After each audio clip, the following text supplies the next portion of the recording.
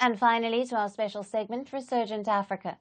Amid the coups and the crises, there are many positive stories from Africa that often get overlooked, but not on this show. In Mali, activist and playwright Oliva Ouedraogo is challenging the culture of silence surrounding sexual violence with her powerful play, Queen. Ouedraogo sheds light on the stigma and societal pressures that force many victims into silence.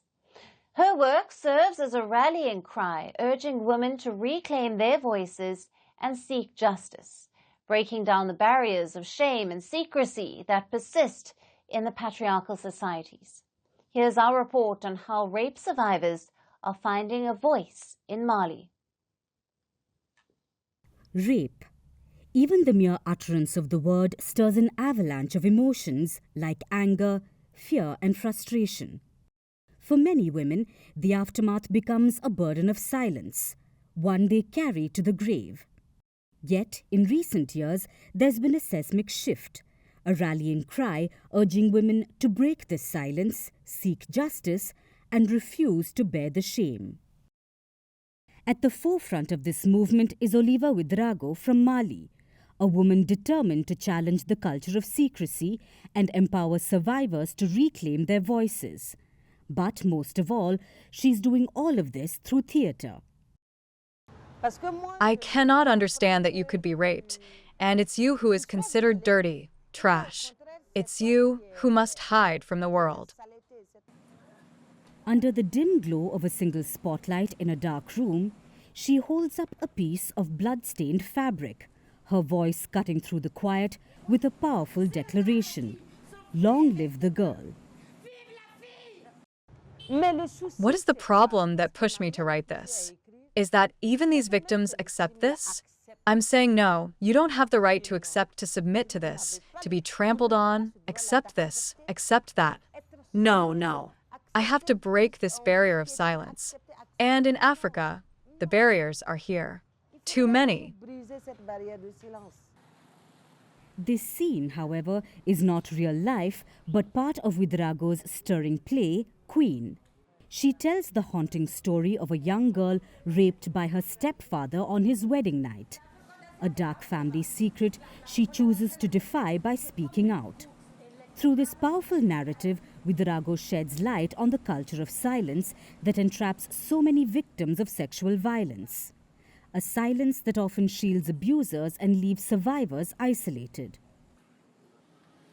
Her motivation for Queen comes from her outrage over the stigma that forces victims to stay silent to maintain peace within their families. Why did I propose this play here? Because one of our big problems today is the silence surrounding rape.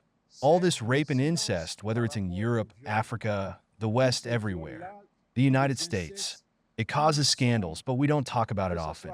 So, at some point, we need to be able to confront the audience with these dark sides of ourselves. Adama Traore, director of the Acte Sept Cultural Center, witnessed the impact of Queen firsthand. He emphasizes that although the play is a fictional work, it's a stark reflection of reality. In Mali, I can say that in every family, we have girls that have been victims of rape, even in their schools. As you know, Mali is a patriarchal society, so these victims are forced to keep quiet, to not speak. The statistics are harrowing. In Mali, where gender-based violence is rampant, a 2018 health survey by the Malian National Institute of Statistics revealed that 45% of women aged 15 to 49 have experienced physical or sexual violence. Yet, of those affected, 68% have never spoken a word of it to anyone. Queen is more than just a play. It's a call to action.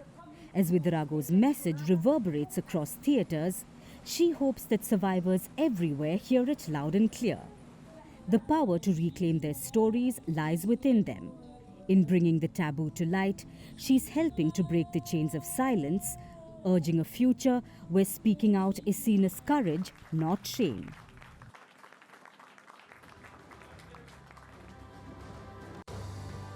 And that's it on the show for today. We will see you again tomorrow at the same time. Thank you for watching and goodbye.